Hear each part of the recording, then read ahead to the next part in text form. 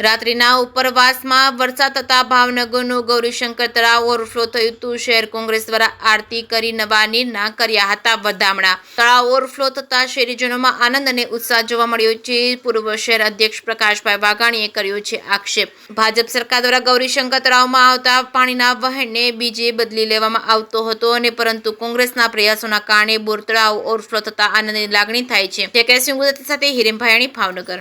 કુદરતની અસીમ કૃપાથી ભાવનગર નહીં સમગ્ર ગુજરાતમાં ખૂબ સારો વરસાદ પડ્યો અને ભાવનગરમાં પણ ખૂબ સારો વરસાદ પડ્યો છે અને ખાસ કરીને ભાવનગરનું મહારાજા સાહેબે આપેલું એક દેન કહેવાય એવું બોર તળાવ કે જેની દીર્ઘદ્રષ્ટિ હતી કે મારા પ્રજાજનો લાંબા સમય સુધી આનું પાણી પી શકે।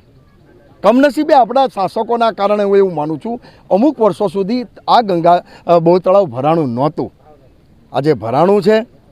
અને ખાસ કરીને હું આ વિસ્તારના કોર્પોરેટર ભૂતપૂર્વ વિરોધ પક્ષના નેતા માહિતી જયદીપસિંહ ગોહિલનો ખૂબ આભાર એટલા માટે માનું છું, સતત બોર તળાવ ભરાય એ માટે લડત ખૂબ લડી છે અને એના કારણે જ હું એમ કહું છું કે બોર તળાવનું પાણી ભરાતું હોય તો થેન્ક્સ ટુ જયદીપસિંહ ગોહિલ છે।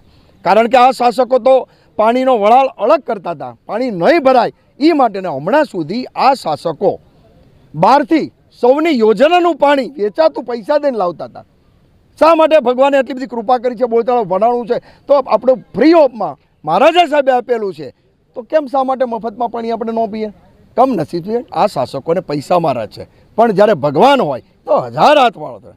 ત્યારે આખું બોર તળાવ છલ ચલાઈ ગયું છે। ત્યારે નીરના વધામણા માટે આજે ભાવનગર શહેર કોંગ્રેસ સમિતિ અમારા લાલભા આજે બારગામ હોય, અમારે વિરોધ પક્ષના જીતુભાઈ છે, દર્શનાબેન, અન્ય આગેવાનશ્રીઓ બધા પધાર્યા છે। ત્યારે નીરના વધામણા માટે અમે આવ્યા છે કે ભગવાનની અસીમ કૃપા કાયમ માટે ભાવનગરના પ્રજાજનો માટે રહે।